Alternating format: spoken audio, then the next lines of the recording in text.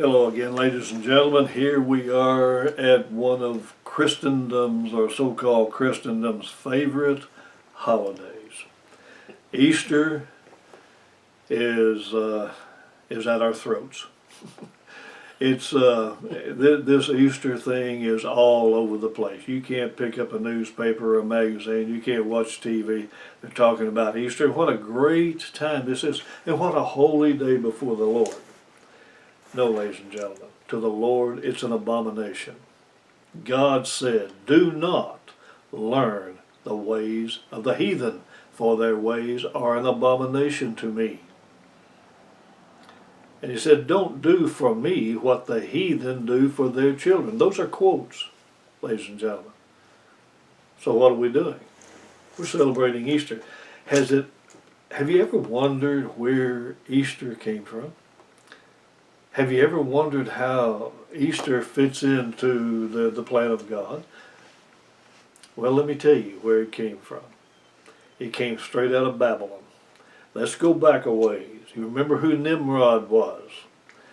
Nimrod was this very powerful ruler back many years ago. And he brought all the people together. God had scattered the people and had told this group, you go here, that race you go there, this race you go there. Nimrod had brought them all together in the plains of Shinar, and they had built this city called Babylon. And they built this tower so that if God sent another flood because of their sins, they could climb up the top of that tower and weather the storm, you see. Well, Nimrod had a wife named Semiramis, who, believe it or not, was also his mother. Nimrod married his mother. And they had a child named Tammuz. Now you will find both Nimrod and Tammuz mentioned in the Old Testament. Nimrod, and I'm leaving out a whole lot of stuff here, but Nimrod's wife, of course, Nimrod was the king. He was the big shot. He ruled everything. Well, of course, his wife was pretty much equally famous. She was a goddess. He was a god to these people. She was a goddess. And so, but Nimrod got killed. We don't know how he got killed. Legend has it that Seth, one of Noah's sons, killed him. But we don't know that. That's not in the Bible. But anyhow, Nimrod was killed, and Semiramis then, his mother/wife, thought, well, wait a minute, with Nimrod not around, then that means I'm not going to have any power or authority or status whatsoever. So she made up this story. She and her priests, the priests that served Nimrod, and his religion, the Babylonian religions, the mystery religion, remember that word.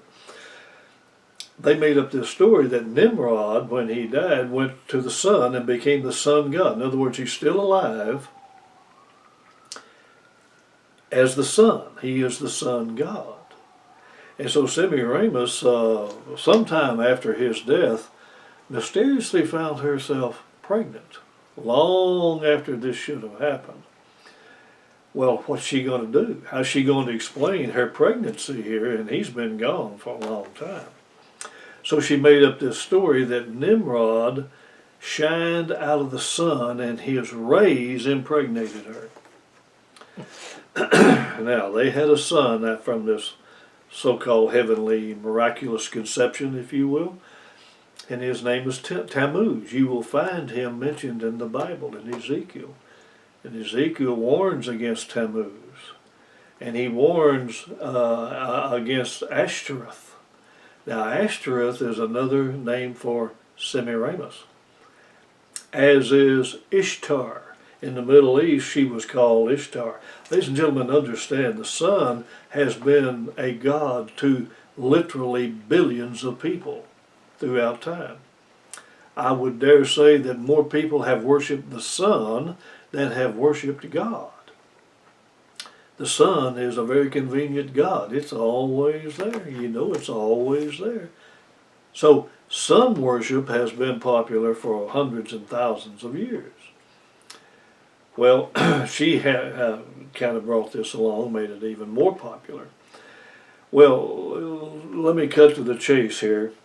Uh, Semiramis, that we have been known as Ishtar and Ashtoreth, when it came to the English-speaking peoples, they named her Easter.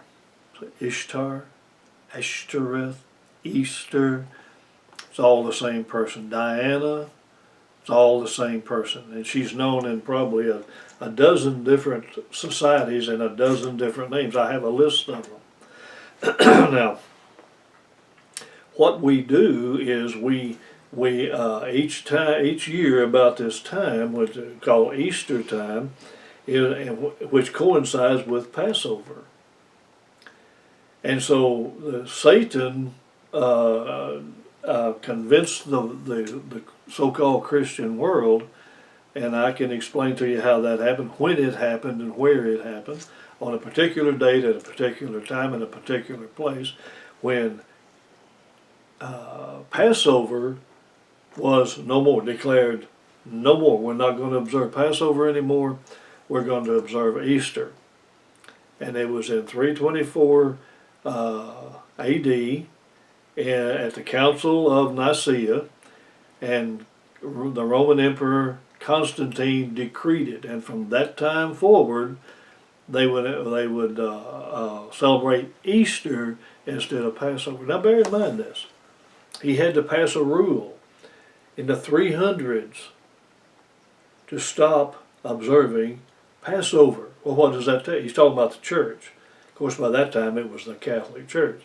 Well, what does that tell you? That means for 300 years the church had been observing Passover. And he had to pass a law that he could enforce with the power of the Roman Empire that you would no longer observe Passover. Well, what does that tell us? That the early church observed Passover. Okay? So this Easter thing is a totally different deal. Now, Semiramis, aka Ishtar, Ashtoreth, Easter, is the goddess of fertility. And I've seen statues of her, or pictures of statues of her, that these pagan people worshipped. And the one that really stands out of my mind, that perfectly fits her goddess of fertility role, this statue had probably 24 breasts, which signifies fertility, giving birth to children. And as a result of this, Semiramis came along, she started all this stuff, and she claimed that she turned a chicken into an egg-laying rabbit. This is why we have chickens, eggs, and rabbits at Easter. And then one of the gods that the Catholic Church absorbed the people who worship these gods, one of those gods forced the people to sacrifice children. And they would sacrifice those children, take the blood of those children and color the eggs. Does that sound familiar?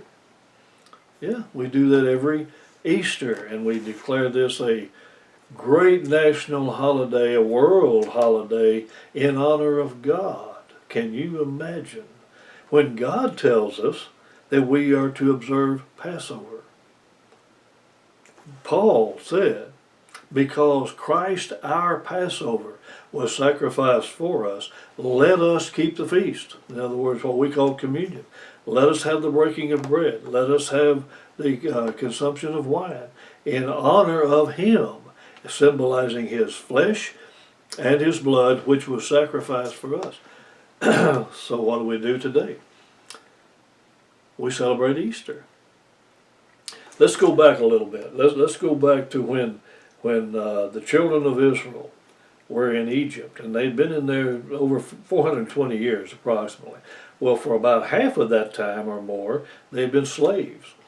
And as slaves, they had to work 7 days a week. They no longer had the Sabbath. They'd forgotten about the Sabbath. They'd forgotten about everything. You see, well, when God got ready to bring them out, what did He say to them? He said, the night before you come out, I want you to celebrate Passover. Now, he didn't call it Passover. That Passover is a word that came along later. But he said, I want you to have this particular meal. And he told them how to fix it, even how to bodily position themselves as they were eating it, what to do with the remains. And he said, I want you to take the blood of the lamb that you will sacrifice, put it on the doorpost. And he said, my death angel will fly over, see the blood, and he will pass over that household and not take the oldest person in the house. He said the same thing with animals. He said if the animals belonging to people who don't do that, said the oldest animal will die. Well, it happened, as you well know. And so God brought the children of Israel out. Now there's something interesting here. When he brought the children out, it says in the Bible that a mixed multitude came out with them, came out with Israel. In other words, these were not Israelites. These were Gentiles. So what did the Gentiles do the night before they came out? The Gentiles had seen what God had done to the Egyptians, and they said, wait a minute, we want to worship that God, serve that God. The Gentiles then had to have observed Passover, had to have done exactly what God told the Israelites to do in order for him to bring them out. See? So Gentiles actually partook of Passover, what we call Passover or communion, just like the Israelites did, and they came out. And remember, when they came out, the first thing God said to them, he said, this was in the spring, this is God's New Year begins about this time of year. It's on different days each year, like a lot of things are. He said, this is the beginning of your year.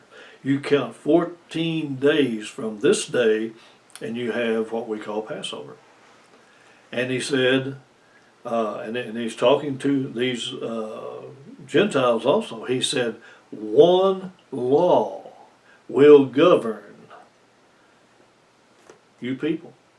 Well, he gave them that law a couple of weeks later on Mount Sinai. We call it the Ten Commandments. He said those 10 Commandments will govern that. But he said of this Passover, he said, you will do this on the 14th day of my new year every year until the end of time. Well, what did the church do? The church listened to Satan. The church listened to the Catholic Church, Mystery Babylon, as she is called. And remember, in the 17th chapter of Revelation, what we call Catholicism is called the mother whore, called a whore, and called Mystery Babylon, and calls her a prostitute, and also says she has harlot daughters. Well, who came out of the Catholic Church? Protestants. So the Protestant churches are her harlot daughters. Why? Well, look at the rules and the regulations. They both observe Easter. They both observe Christmas. They both have the same demonic teachings about death, about where you go after death, which is coming up pretty soon. Teaching on this. I'm going to teach on this to a great extent. Well, all these policies and doctrines and things of this nature came right straight out of the Catholic Church. But where did they get them? Where did the Catholic Church get these heathen policies and doctrines and customs and practices? Well, when the Catholics got control of the church, in other words, they came to dominate everyone in the church except a small remnant who would not succumb to them, and they killed many of them. The others escaped. But when they got all this control, they got the control because of the Roman Empire. They so-called crowned Constantine as the emperor, and Constantine was so grateful that he had the church's support that he said, whatever you want, I'll do. And so the church said, you make sure everyone in the Roman Empire is a Catholic. And those who won't become Catholics, kill them. And they did. We had masses of heathen people. So what were they going to do? They were either going to become Catholic or die. Well, they became Catholic, and the Catholic Church brought them in, you see, and embraced them. Well, these people had these different gods and different practices and different beliefs. And the Catholics said, well, in order to appease them, we don't want to offend them, in order to appease them, we'll just incorporate their gods and their religion and everything into our religion. And we'll just make it one big happy religion. Well, that's where we get the Sunday Sabbath. That's where we get Christmas and Easter and Halloween and Valentine's Day.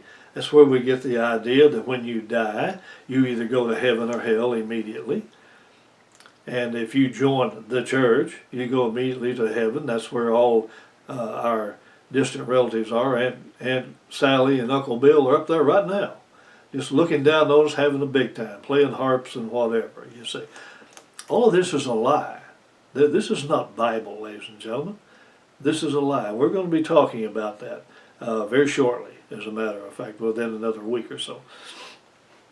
So this is where we get all of this stuff. This is where we got Easter. Part of these people who came in were sun worshipers. In fact, probably most of them were sun worshipers. And so that's where this whole idea of worshiping Semiramis, whom was called by many different names. And this is where we get Easter today. So ladies and gentlemen, when you go to that sunrise service, and I've been to many of them in my days of ignorance, I attended those things and I thought I was doing the greatest thing. I thought I was honoring God by being there. No, I was worshiping the sun. As the sun comes up, we have this hallelujah breakdown type thing, you know, and everybody's worshiping the Lord. No, you're not. You're worshiping the sun. And it doesn't matter what you say to yourself. God sees it as worshiping the sun. So ladies and gentlemen, I want you to be thinking about these things. When you go to church on Sunday, Easter Sunday, I want you to remember who it is you're honoring. It's not God, it's not Christ. God said, don't do what the heathen do. Don't learn their ways. Don't honor Him the way the heathen honor their God. Well, that's exactly what you're doing. Think about it. In the meantime, until next time, remember this. Study the Word of God.